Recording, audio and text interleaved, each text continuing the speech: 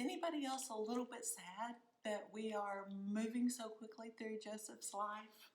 I was just thinking last night, we've walked with him through so many things and through so many years of his life, and we've only got a couple of weeks left, and there's something about that makes me a little sad. I don't like the idea of leaving him. He has had impact in my life, and I love watching him. I've got, with my two sons, I don't know, I can't help but when we look at Joseph, it makes me think about my boys and their life, and what if they were in this situation, and I'm just really, not that I want my boys to be, locked up in prison for 14 years, 13 years, but I'm just saying, I relate to it because of my sons, and I'm going to miss him. I don't think, when the series is over, I don't think I will leave Joseph. I think I'll stay with him for a while and just spend a little bit more time. But thank you for walking through this with me. It has been the best. It's been a growing experience for me, and I really appreciate you being patient and just walking with me through it.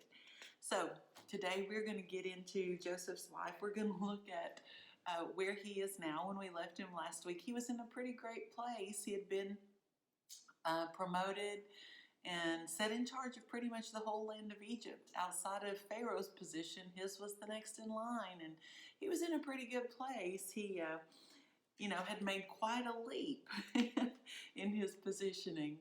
But you know what? In God, we can do that. And that's so encouraging to me.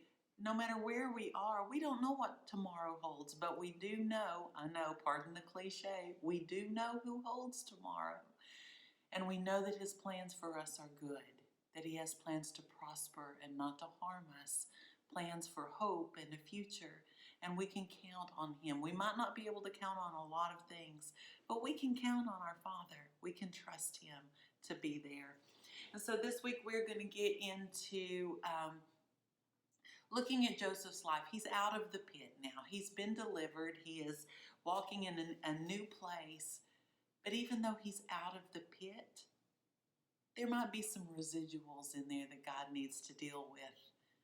And we're going to watch God do that this week. We're going to walk through that together. You and I have been in some places that perhaps we've been delivered from and we've been able to walk away from. But maybe there's some residuals, some things in our life that we haven't quite dealt with yet. Just those small things. One thing that I have learned about God is he isn't okay with almost healed, almost better. He wants us whole.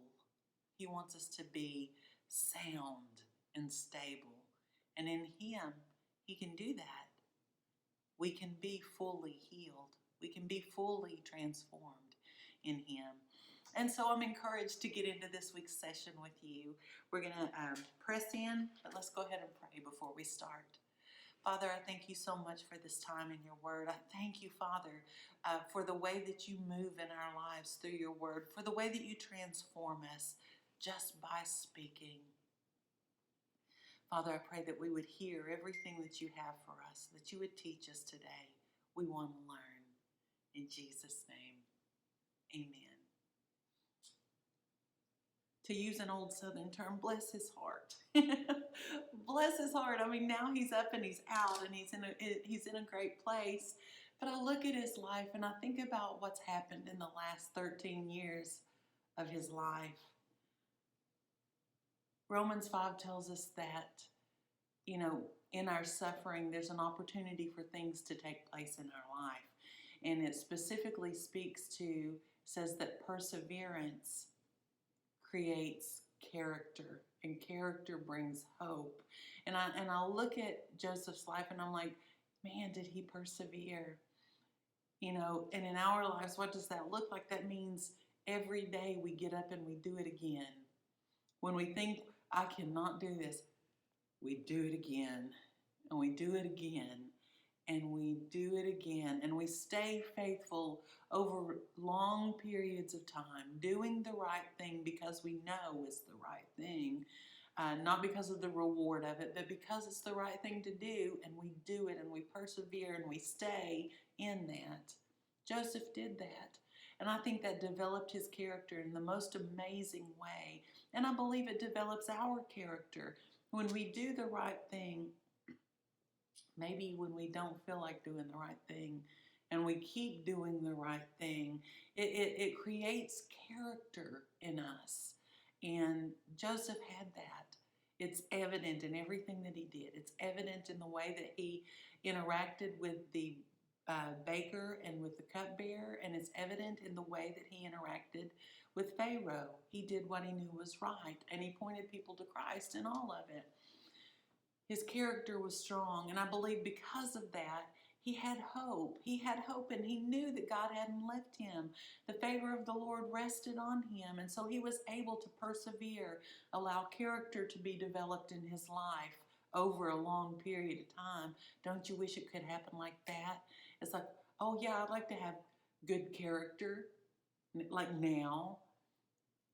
But it doesn't work that way. It works over time, and very often through hardship, very often through suffering, and because it requires something of us to keep putting one foot in front of the other, gaining the strength of the Lord, looking toward him as our hope. And he did that. And I love that. Those things were developed in Joseph because he's going to need them. One thing that I find interesting, after Pharaoh promoted him, says he put his signet ring on Joseph's hand, which gave him an authority, just under the level of Pharaoh. Everything was placed in his charge. But it says they gave him fine linen clothes, and they gave him a wife.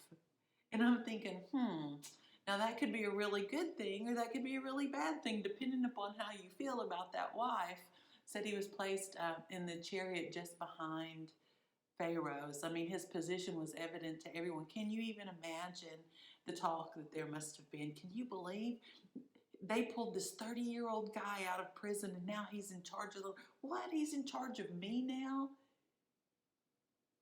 In God, these things happen. God can shift a universe in a heartbeat, and he definitely shifted Joseph's. And I think it's kind of fun. One of the things that struck me, it said one of the first things that Joseph did was get in his chariot and take a tour of Egypt. He took a road trip. I think about, football players when they win the Super Bowl. Now what are you going to do?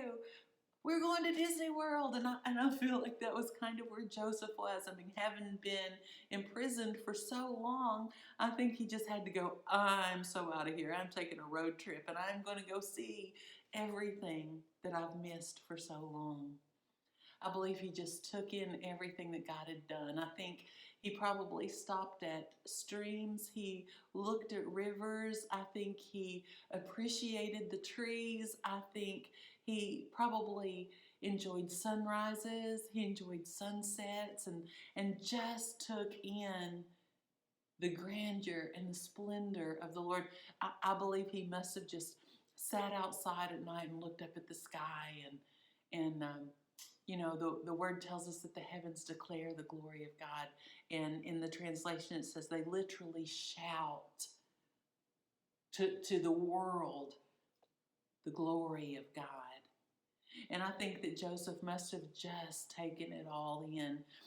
That's one of the things that happens when we go through hard times or we go through pit places. I believe it develops in us a new appreciation, a greater appreciation for what we once thought ordinary. The ordinary is suddenly extraordinary when you've been deprived of it for a while. And I think that Joseph's trip around Egypt must have just been phenomenal. Despite perhaps people looking and going, can you believe that this 30-year-old has got this appointment? Anyway, this assignment, remember we talked about that a few weeks ago. Anyway, so I get so excited for him. And so Joseph goes and he does what he does. He does 7 years. He becomes that man that Pharaoh thought he needed, that will lead the people in the land to store up the 7 years of extra so that when the 7 years of lean come, they're prepared for it. He's going about his business. Oh, listen to this. Listen to this. This is so exciting to me. He must have liked his wife. Let's jump back here for a minute, because it says it says that he has 2 sons with his wife. Listen to this. Listen to how cool God is. Joseph has 2 sons. He names the first one Manasseh.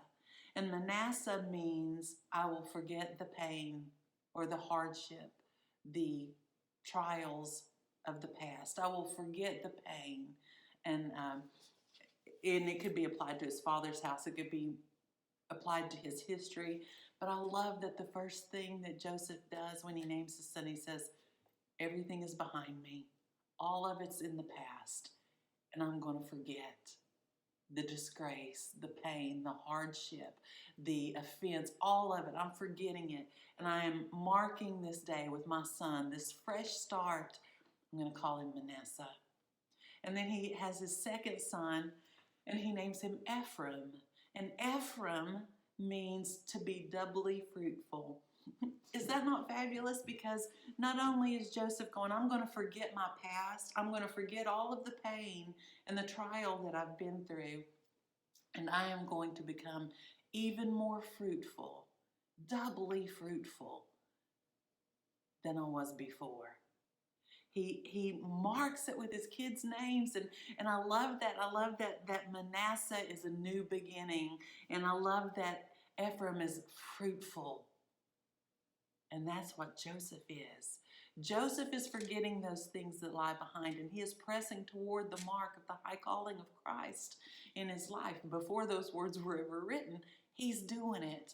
He is setting us an example of how we navigate the hard seasons in our life when maybe we have been through so much and we become obsessive or captive to those things of the past.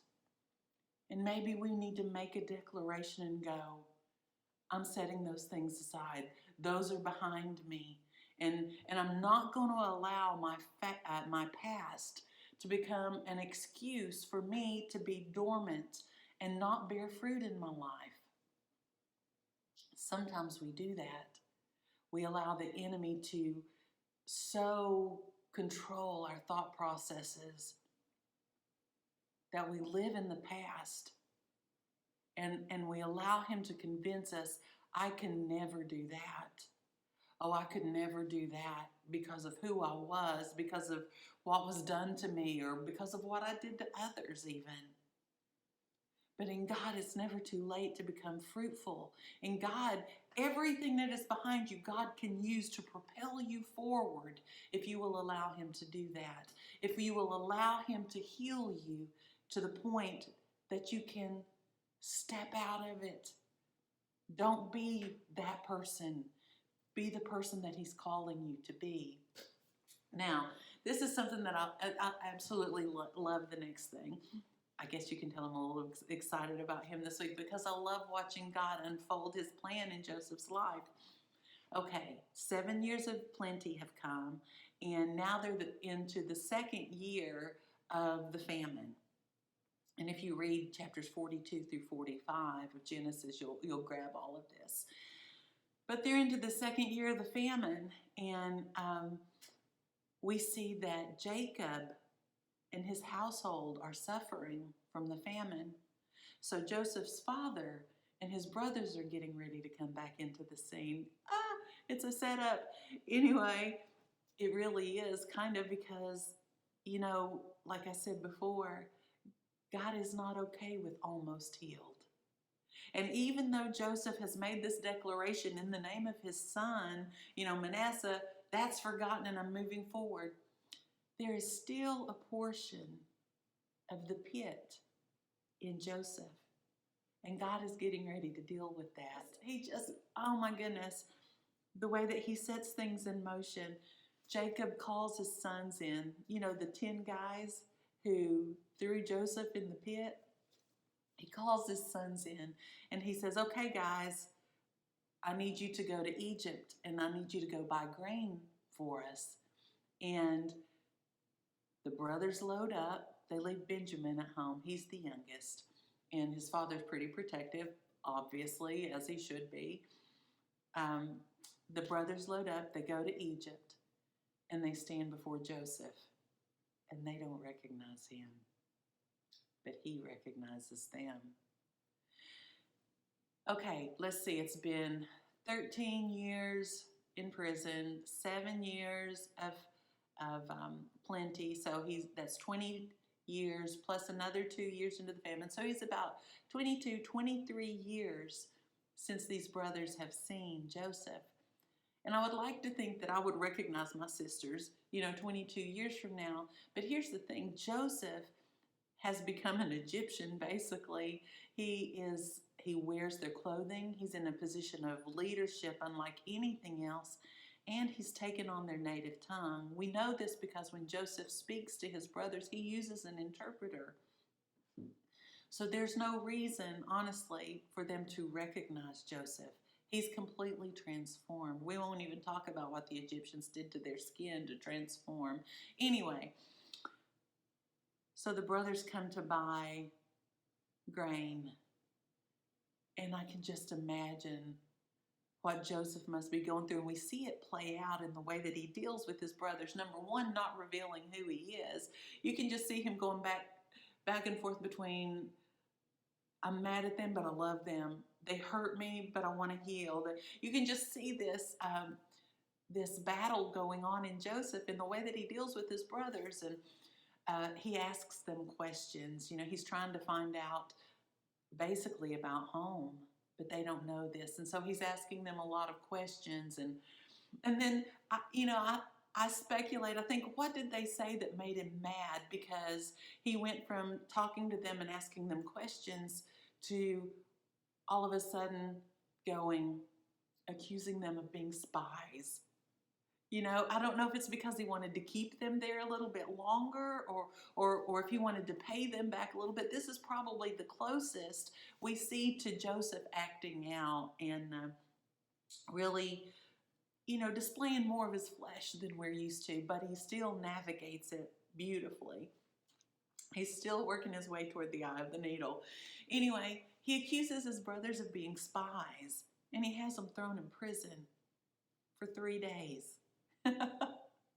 Okay, I can kind of understand that. For 3 days, battling with your flesh. What do? These guys threw me in prison for 13 years. It had to go through his mind. Sometimes when you're confronted with your past, you go back there. You go back there in your spirit, and I think about, it must have run through his mind how it felt to be sitting in that pit and how it felt to hear them over there eating their lunch while he was in the pit, having been stripped of his garment, and them going on with their life. That pain and the humiliation, no matter how high you climb, how far you go, the enemy knows how to push your buttons and take you right back to that place where you were the one that was left out, where you were the one that was wounded or hurt or offended. The enemy can do that. But let me tell you something, God can do that sometimes too. Sometimes God will bring things to your remembrance so that they can be dealt with. And I really believe that that's the battle that's going on right now. I believe the Lord is reminding Joseph of all of these things, these pit things that are still in his spirit. And the enemy's trying to distort them and use them to cause him to turn against his brothers. But God is going, no, I have a greater purpose in this. God always has a greater purpose. So it takes 3 days. It takes 3 days for Joseph to let them out of prison. And he tells them, I'm going to keep Simeon. And you can go back to your family. I want you to prove, basically he's going, I want you to prove to me that you are who you say you are.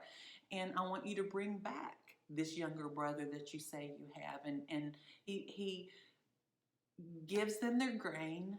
He keeps Simeon. And he sends them home. At least I'm pretty sure it's Simeon that he keeps. You can look that up. They go back to their father. Well, here's something else that he does. Because that good rises up in him, he gives them their grain, but he also puts their money back in their bags so that it didn't cost him anything. And he sends them home. You know, it's that tender-hearted Joseph that shows up even after he put him in prison. It's like the Sour Patch Kid. Boy, do we know some of those. Anyway, so they go home to their father and they tell him everything. And scripture says they stay there until their grain runs out again, which makes me wonder about poor Simeon, who's still stuck in Egypt. But they stay there and they don't go back immediately because Jacob doesn't want to let Benjamin go. He finally relents, and the brothers swear, we will bring him back. And they go with Benjamin. And again, they stand before Joseph. And this time Joseph invites them to a dinner. And he talks with them and you know, gets more information from them. Well, it comes time for them to go back. And Joseph, having another Sour Patch Kid moment, I think, puts his chalice into Benjamin's bag, or he has them go and put it into Benjamin's bag. Then he sends guards, and the guards discover the cup in Benjamin's bag. Now they're all before him again. And Joseph says he's going to keep Benjamin. Oh my goodness. Oh my goodness. I have to jump back for just a minute. When Joseph was going to before he put the guys in prison for 3 days, there was a point in time where Reuben, when they were being accused and being sent to prison, Reuben speaks to his brothers. He doesn't think Joseph can understand him, and he says, it is because of the blood of the boy. It is because of the boy. It's what we did to our brother is basically what he's sharing. He's going, it's still on our heads. What we did to Joseph is still on our heads. And at that point, in the first meeting, Joseph has to turn away from them because he's just overcome. He's just overwhelmed, and he turns away so they can't see him cry. They can't see him weep, you know, but it lets us know that all of these years, these brothers, especially Reuben was the one who fought for him in the first place, that said that I don't want to kill him, just put him in a pit, but don't kill him. This same brother says, this is on our heads. And Joseph knows they've carried it. So now let's flash forward to the second meeting when he says, I'm going to keep Benjamin. Talk about everything coming to the surface. All of it comes up in those boys and those men and those 10 men, 11 men now. And in Joseph, it's all right there. It's just bubbling on the surface. And see, that's what God does. This refiner that he is, he brings it up in our spirit. He allows this dross, he allows our lives to heat up to the point that this dross, that this pit remnant rises up to the surface so that he can finally get rid of it, that impurity can be taken out of our life, that pain can be removed. And there's, when you've got an impurity in gold or in silver, it weakens the silver, it weakens the gold. And so in this moment, what we see is the refiner sitting over these sons of Jacob, the 12 tribes of Israel, and he's bringing it to the surface so that it can be skimmed off of all of their lives, not just Joseph's, because God is always about the bigger picture, but also in his brothers' lives. Right now, in this moment, in that throne room, in that place, when Joseph says, I'm going to keep Benjamin, it says that all of the brothers bowed down before him. All of the brothers bowed before him, face down. Remember Joseph's dream? Remember when he had the dream that they would bow, the stars would bow before him? And it's what got him thrown in the pit. But right now, it's happening right in front of him. And the brothers cry out and they say, oh, it was Levi. No, it was Judah. Judah says, Judah says, don't let us go back, but don't make us go back without our brother. Don't make us go back without our brother. And he says these words. He says, I cannot bear to see that look on my father's face. And in my spirit, and I believe in Joseph's spirit, at that moment, he heard the word again.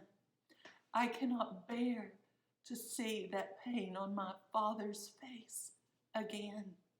Because remember, when they gave him word of Joseph, Jacob said, I will go to my grave in mourning for my son. And that is what the brothers are remembering right now in this moment. That moment of sin, that moment of offense that broke their father's heart, that set Joseph in this place, that's in their hearts. That's what they've got. And Joseph is in that same moment with them, remembering when they sold him and gave him away. But when the brothers say, please, don't let us see that look on our father's face again, Joseph loses it. Joseph loses it. He can't keep it to himself anymore. And it says he cries out and he tells everyone to leave the room. Get out. Everybody get out except him and his brothers. The intimacy, the privacy that God allows us in moments of great restoration.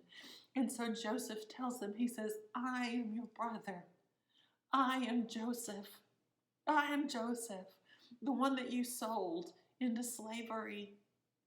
And the brothers are terrified. They're terrified because of what they've done. And it shows us that they don't even know what to say to him. And Joseph said, oh, I've got to read it to you. I've got to read it to you because Joseph doesn't blame them and he doesn't yell at them and he doesn't do any of that. He says, oh my goodness, I don't want to give it to you. It says, listen to this. It says, then Joseph said to his brothers, come close to me. And when they had done so, he said, I'm your brother Joseph, the one you sold into Egypt. And now do not be distressed and do not be angry with yourselves for selling me here, because it was to save lives that God sent me ahead of you. For 2 years now, there has been a famine in the land, and for the next 5 years, there will not be plowing or reaping, but listen to this, but God sent me ahead of you to preserve for you a remnant on earth and to save your lives by a great deliverance. Now listen to this final one. So then, it was not you who sent me here, but God. You didn't do this to me. God did this. God allowed this so that there could be provision for his people. God allowed this to happen. And he says, don't feel bad. Don't be distressed. This was God. Can you imagine? And it says, Joseph wept so loudly that everyone in the household heard it. And tale of this restoration went throughout Egypt. God had skimmed off the dross. He had taken the pit out of Joseph. He had taken the pit out of those brothers that had carried the weight of their offense all of this time. You know, it's so easy to get focused on Joseph and to think about everything he's been through. But man, sometimes we do things in life that we regret and we can't change and we can't fix. And God still redeems. God still moves. And I want to extend that to you today, that whether you have the remnants of the pit on the inside of you because of what you've been through, or maybe you've got remnants of a pit because of what you've put others through, it's the same God who brings restoration in all of it. In all of it. So now we have Joseph, restored to his brothers, restored to his family. Just Sometimes God just leaves me speechless. The way that he does this, the way that he laid it out. Can I tell you that last thing that Joseph says, that it wasn't you, but God. So many of us can find our deliverance right there. So many of us can find our peace right there. If we can stop blaming people for the past, if we can let them go, and if we can understand that God can use every moment, and that nothing has come into our lives that he hasn't allowed. Man, it's just overwhelming to me, the faithfulness of God in our lives. He finishes what he starts. He finishes what he starts. And if you are in a place where, maybe you've had words spoken over you, or the Lord has given you a promise and you've not seen it fulfilled yet, don't give up. Trust that he will finish what he started, and he is faithful to his word, guys. He is faithful to his word. Joseph's free. Last week he was free. He was out of the prison. This week he is free. He has revealed himself to his brothers. God has revealed his own heart to him, and his brothers have been restored. So this week, when we leave Joseph, man, we really leave him in a good place. Aren't you excited to see how the rest of it unfolds as his father's restored, as their families reunited, what God does? I just love this. I always feel like I'm stopping mid-sentence because his story continues and we stop. But we'll just close this chapter and we'll look forward to next week's chapter. Thank you so much for walking through this with me. I love you guys, and I'm so grateful. I'm so grateful for the way that you've hung in here with me, the way that you're hanging in there with everything else that's going on. I want you to know that we're here for you if you need us.